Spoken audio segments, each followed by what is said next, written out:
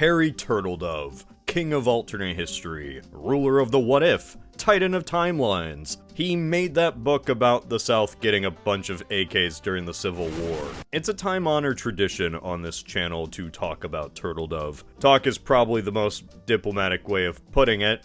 Every year Tigerstar and I just make fun of him a lot. Poor guy, all he wants to do is make some books and he gets clowned on the internet. He made a series about the Axis winning World War II, he made a series about aliens attacking during World War II, and he made whatever the hell this is. But what if I told you that Turtledove made a fantasy series? Yes, a fantasy series, joining the ranks of Lewis, Tolkien, Sanderson, and that one guy.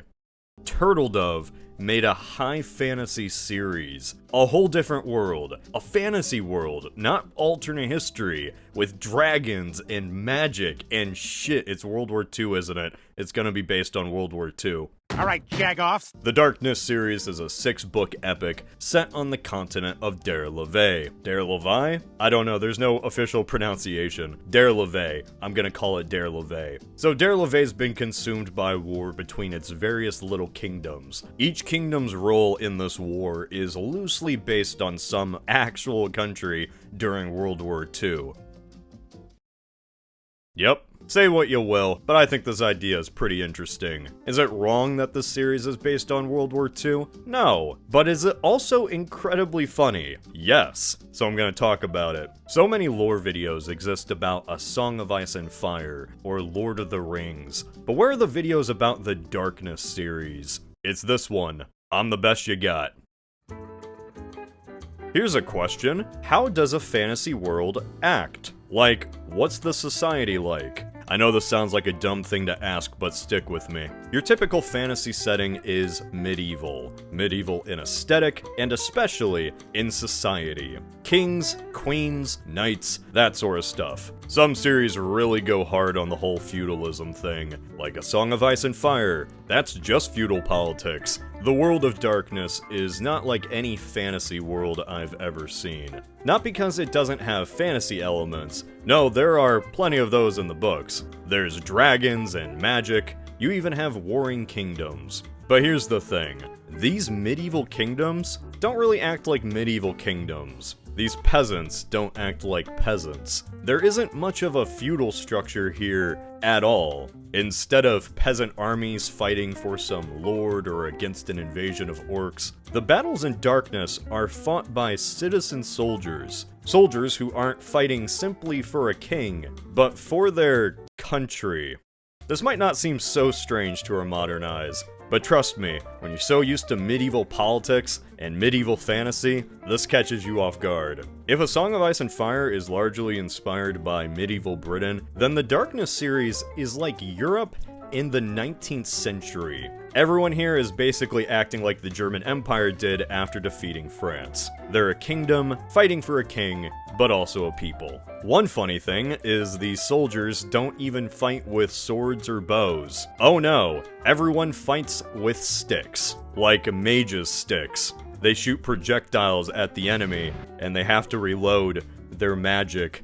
Their guns, their magical guns, they shoot beams like bullets. Everything magical here has some equivalent to our world. Like, dragons are aircraft, eggs are bombs. I guess the dragons lay napalm? But then we get to wackier things. Leviathans are submarines. They have these rhino things as tanks.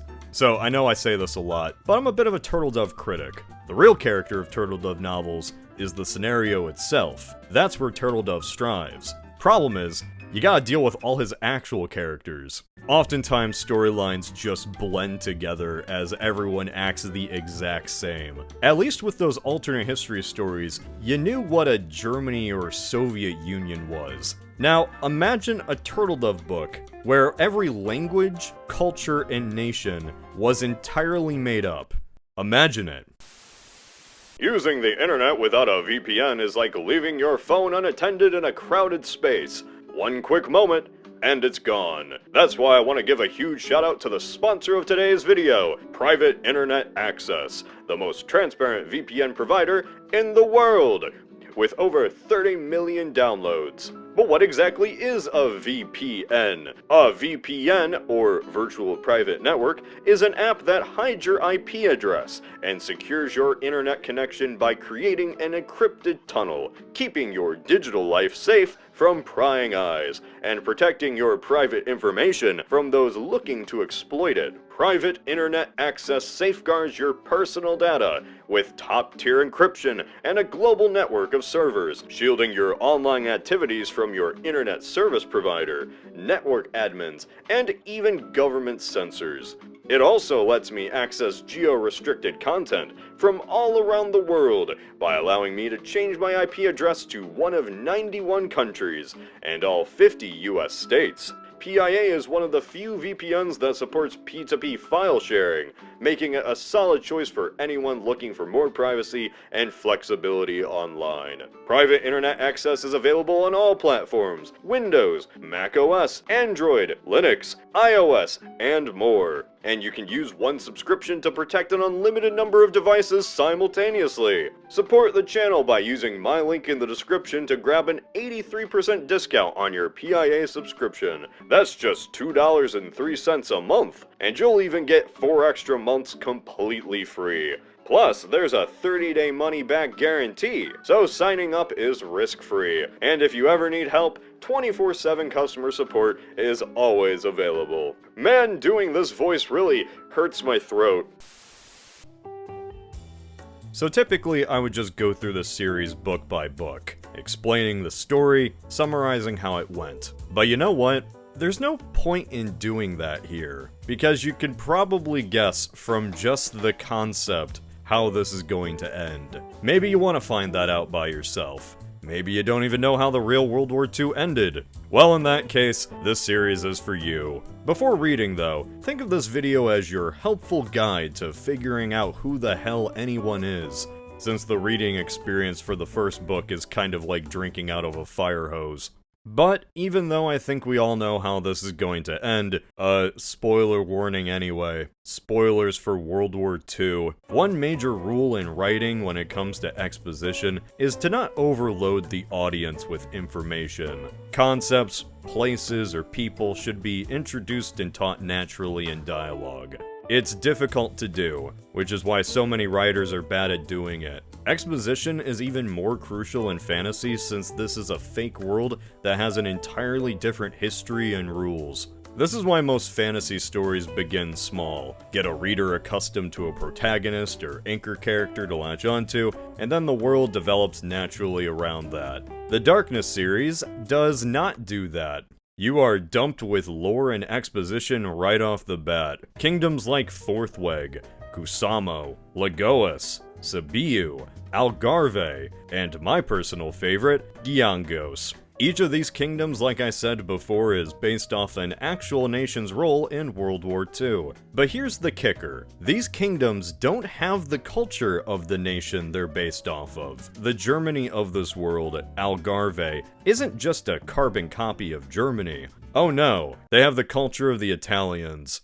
Italy winning a war. Now that's true fantasy. The Soviets of this world are Unkerland, which, if you couldn't tell by that name, it's extremely German. Most of the cultural swaps in this series are pretty ironic. They're the biggest nation by far, except you see, Turtledove flipped the war. Like the Americans and Brits invade where the Soviets did, and the Soviets invade where the Americans did. You get the point. Poor Forthweg. Stuck smack dab in the middle. They also have another group that lives in these lands. Okay, so moving on. Valmiria is France. Really everything you need to know just from that. They lost some land to Algarve during some past war, and they got it back in a more recent one. The whole Alsace-Lorraine equivalent here is the Marquisate of Rivaroli. Rivaroli. Are they fighting over Chef Boyardee? Really, the most unique country I would say here is Kusamo. They play the role of America, but they're natives to their own island. There was no fantasy Pearl Harbor here, so Turtledove had restraint. That's a positive, I guess. Since this is America, this is the one country in the world that doesn't have a kingdom. Because, you know, it's America. Instead, it's ruled by 7 princes, also known as an oligarchy.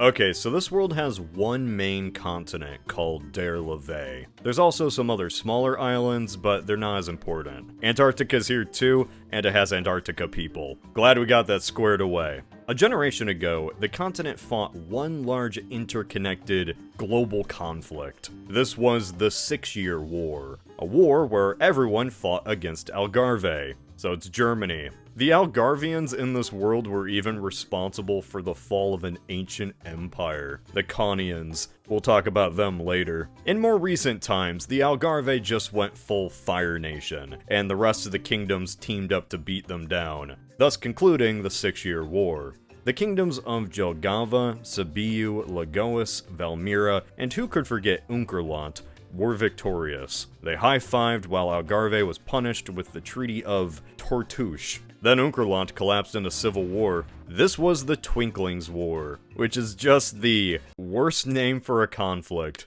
Imagine dying in the Twinklings War. Imagine being a veteran of the Twinklings War. Would you even want to admit it? It'd be like saying you survived the Great Battle of Hello Kitty Island Adventure. So, the Twinklings War was really just a war between brothers, Svemel and Kiat, for the throne. I hope I pronounced that right. Poor Unkerland was split in two, and basically destroyed itself over the sibling squabble. Despite having a good advantage at the start, Svemel lost and Kiat won, leading to Kiat purging all the Svemel supporters. So, a country after a great war fought a brutal civil war, and then the losers were purged. I see. Unkerland really is the Russia of this world.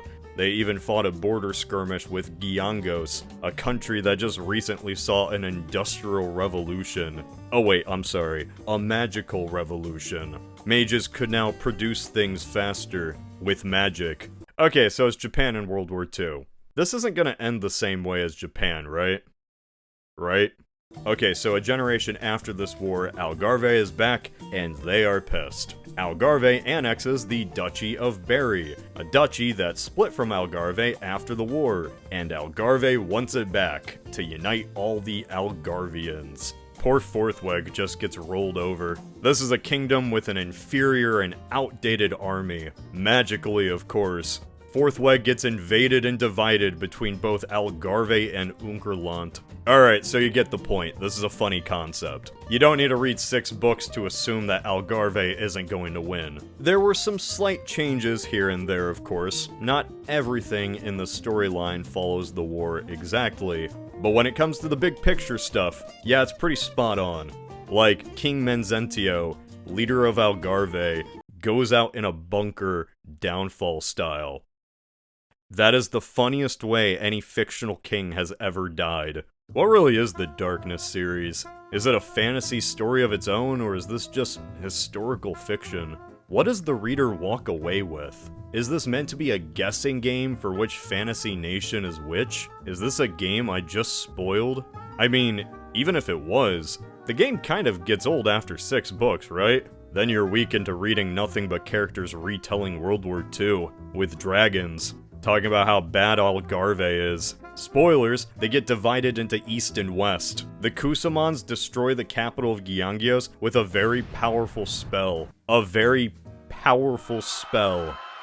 I get following World War II closely, but did you need to follow it that closely? I mean, surely Turtledove didn't adapt every event in World War II, right? Right? Can't really say anything specific here because I'm already on the edge of YouTube monetization with this one, so I'm gonna have to spell this out. In this fantasy world, where once again I reiterate, everyone fights with wizard staffs, there is an ethnic group that is targeted by the Algarvians. Yeah, he really stuck to the source material on that one. This group is the Conians. Difference, though, is that in this fantasy world, the Conians are all blonde-haired and blue-eyed. Algarvians don't like Conians because 1,000 years ago, Conians had an ancient empire. So, Conians are basically a mix of the Romans and the Jews. They were the Roman Empire of this world. But now, they're demonized. Also, they look like Aryans. Turtledove really did like his ironic switching. I can just imagine Turtledove sitting in his office congratulating himself over that one. Really makes you think. Pretty sure this gives off many implications that I am sure Turtledove didn't intend. I'm sure there's one implication he certainly didn't think of. Okay, so thousands of years ago, Connians once had a massive empire and controlled everyone. To this day, they are still demonized. They are also a fair skin, light hair, and frankly very Germanic people. So, Eldians from Attack on Titan. Turtledove invented the Eldians. Did Isayama copy Turtledove? I don't think the war should have ended with Algarve being divided. I think it should have ended with all of Turtledove being destroyed by Titans. This should have ended with the rumbling, Turtledove, you coward. Finish your stupid book, George. Once again, special thanks to Private Internet Access for sponsoring this video. Click on the link in the description to get 83% off your PIA subscription. And if you're nervous to try it out, they have a 30-day money-back guarantee.